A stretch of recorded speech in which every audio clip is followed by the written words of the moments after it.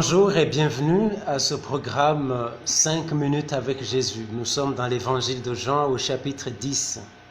Nous lisons à partir du premier verset. C'est Jésus qui parle et il dit « en vérité, je vous le dis, celui qui n'entre point par la porte dans la bergerie, mais qui y monte par un autre côté, celui-là est un voleur et un brigand. Mais celui qui entre par la porte est le berger des brebis. Le portier lui ouvre et les brebis entendent sa voix. Il appelle par leur nom les brebis qui lui appartiennent et les mène dehors. Lorsqu'il a fait sortir toutes celles qui lui appartiennent, il marche devant elles. Et les brebis le suivent parce qu'elles connaissent sa voix. Elles ne suivront pas un étranger, mais elles fuiront loin de lui parce qu'elles ne connaissent pas la voix des étrangers. Jésus leur dit cette parabole, mais ils ne comprirent pas ce qu'il leur disait. Jésus leur dit encore, en vérité, je vous le dis, moi, je suis la porte des brebis. Tous ceux qui sont venus avant moi sont des voleurs et des brigands, mais les brebis ne les ont pas écoutés. Moi, je suis la porte. Si quelqu'un entre par moi, il sera sauvé, il entrera et sortira et trouvera des pâturages. Le voleur ne vient que pour voler, tuer et détruire. Moi, je suis venu afin que les brebis aient la vie et qu'elle l'ait en abondance. Parole du Seigneur. Au chapitre 9 de l'évangile de Jean, Jésus guérit un aveugle de naissance qui, après, devient son disciple.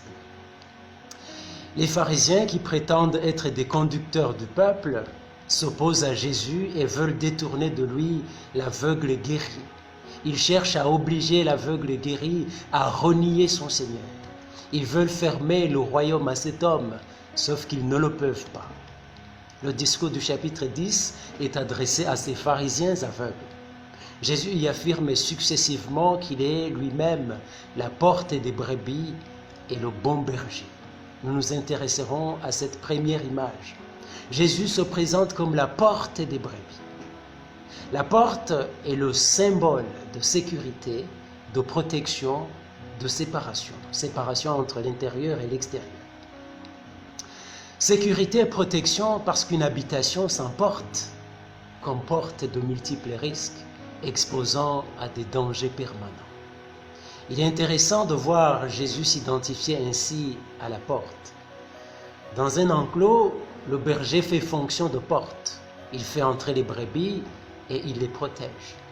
Jésus est la porte qui mène au salut. Il nous offre un abri et il nous assure la protection. Même si l'idée peut paraître déplaisante, Jésus est la seule voie, le seul chemin qui nous permette de venir à Dieu. Jésus le dira mieux plus tard dans son discours d'adieu adressé aux disciples. Moi, je suis le chemin, la vérité et la vie. Nul ne vient au Père que par moi. Jean chapitre 14, verset 6. Si Jésus est la porte, alors quiconque veut entrer dans sa bergerie peut entrer, sachant que Jésus lui-même a promis « Je ne jetterai point dehors celui qui vient à moi ». Jean chapitre 6, verset 37. Heureux donc celui qui entre par cette porte, il sera sauvé et jouira de la vie. En effet, Jésus dit, je suis la porte, si quelqu'un entre par moi, il sera sauvé, il entrera et sortira et trouvera des pâturages. Celui qui entre par Jésus trouve le salut, la liberté et la provision. Jésus est la porte qui mène à la vie. Mais dans le contexte du monde actuel, où la vie est menacée par la mort avec la pandémie à coronavirus, comment entendre l'affirmation de Jésus au verset 10 qui dit qu'il est venu afin que les brebis aient la vie et qu'elle l'ait en abondance.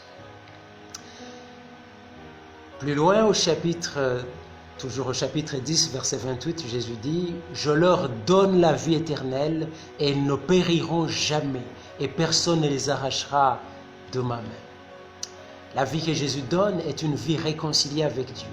C'est une vie marquée par la paix et la quiétude, malgré les menaces de la mort, sachant que rien et personne ne peut nous séparer de l'amour de Dieu. La vie éternelle que nous obtenons en Christ commence dès maintenant. C'est la vie avec Dieu pour toujours. Et cette vie est infiniment meilleure parce que nous avons accès à l'abondance de son pardon, de son amour et de ses directives. Amen.